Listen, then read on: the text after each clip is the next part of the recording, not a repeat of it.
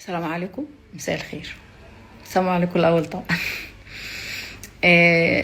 انا النهارده طبعا ليله مفترجه، ليله الجمعه، ويوم الجمعه احب الايام الى الله. فان شاء الله يبقى نقول دعوه كده مستجابه ان شاء الله. عايزه اطلب منكم دعوه بس حلوه تدعوها لي بكره ان شاء الله الجمعه، الليله دي يعني في ليله الجمعه. ادعوا لي بس ان انا ازور بيت الله الحرام. بس انا دلوقتي يا جماعه يعني عايشه عشان حاجتين بصراحه. اول حاجه، هي المفروض اول حاجه في الفكر ان انا اروح اعمل عمره ان شاء الله باذن الله. لكن دي تاني حاجه على ارض الواقع. يعني ايه؟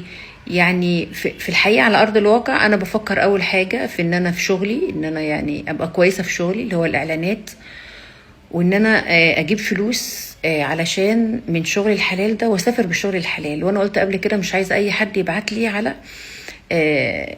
على ان هو يطلعني عمره على حسابه. لا، مش عايزه كده. انا ان شاء الله ربنا يقدرني ويقويني واطلع عمره على حسابي من فلوسي الحلال من شغلي. وبعدين يعني هي اول خطوه بتودي لتاني خطوه، اللي هو ان انا عايزه اطلع من فلوسي الحلال في شغلي، يعني اشتغل واطلع عمره. فهم دول الحاجتين اللي انا بفكر فيهم، يعني دول شغلي الشاغل، ان انا اشتغل كويس واجيب فلوس كويسه حلال واطلع بيها عمره من فلوسي الحلال.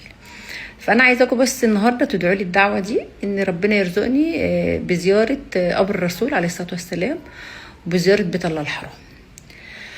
بس بصرف النظر عن اي حاجه، ما بفكرش في اي حاجه تاني خالص خالص. لا كلام بيتقال عليا، ولا بفكر في ارتباط، ولا بفكر في تغيير عربيه، هو ده اللي انا بفكر فيه. بس ادعوا لي بقى ان ربنا ينولني اللي بفكر فيه، يرزقني بعمر قريب باذن الله باذن الله باذن الله. شكرا، وجمعه مباركه ان شاء الله.